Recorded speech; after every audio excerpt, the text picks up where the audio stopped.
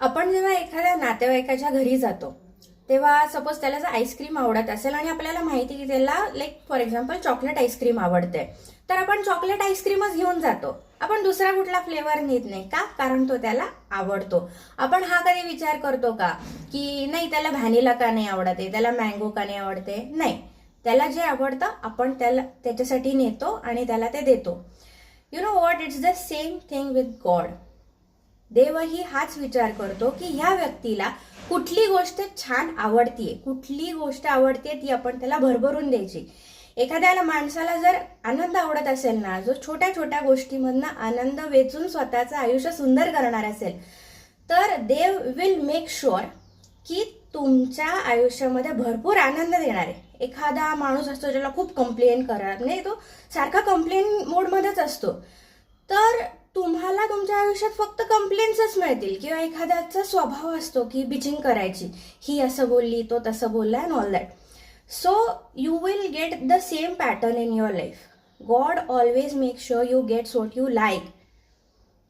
So next time when you think about मला काय आवडतंय काय नाही आवडते, make sure you talk positively. कारण तुम्ही जेवढा जास्त बोलाल ना तेवढा तुमचं ब्रेनचं वायरिंग असं होईल की हां, ही गोष्ट आपल्याला आवडतीये.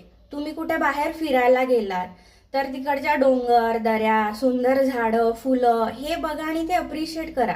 तुम्ही फिरायला जाताय आणि मग मित्रमैत्रिणींबरोबर दुसऱ्या लोकांचं बिचिंग करताय, म्हणजे तुम्ही त्या सिच्युएशनमध्ये नाही आहात, तुम्ही एन्जॉय करायला आलात, तुम्ही त्या पॉइंटला एन्जॉय केलं पाहिजे. द सेम वे जर तुम्ही अप्रिशिएट कराल, लोकांमधल्या चांगल्या गोष्टी नोटीस कराल, त्याला अप्रिशिएट कराल, तर they will make sure you get good people in your life.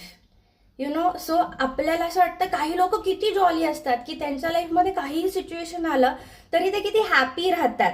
Does that मीन त्यांच्या लाईफमध्ये प्रॉब्लेम्स नाही आहेत? नो, त्यांच्या लाईफमध्ये प्रॉब्लेम्स असतात, but they choose to focus on the good part of their life. अरे 90% प्रॉब्लेम्स असू दे, मी 10% चांगल्या गोष्टींवरतीच फोकस करणार. मग गोष्टी चांगल्या होत जाणार आणि देव चांगल्या गोष्टी तुमच्या आयुष्यात घडवणार. पण तुमच्या आयुष्यामध्ये 90 गोष्टी चांगल्या होत्या आणि 10 गोष्टींबद्दलच तुम्ही कंप्लेन करताय, तर दे विल मेक शुअर की तुमच्या आयुष्यामध्ये अजून नेगेटिव्हिटी येते. So make sure what you wish for. Make sure की तुम्ही जे बोलताय ते छान बोलताय. मेक शुअर तुम्ही जे नोटीस करताय ते मनापासून सुंदर गोष्टी नोटीस करताय. आणि appreciate your life. It's the most beautiful thing that God is giving you. Life, the present life.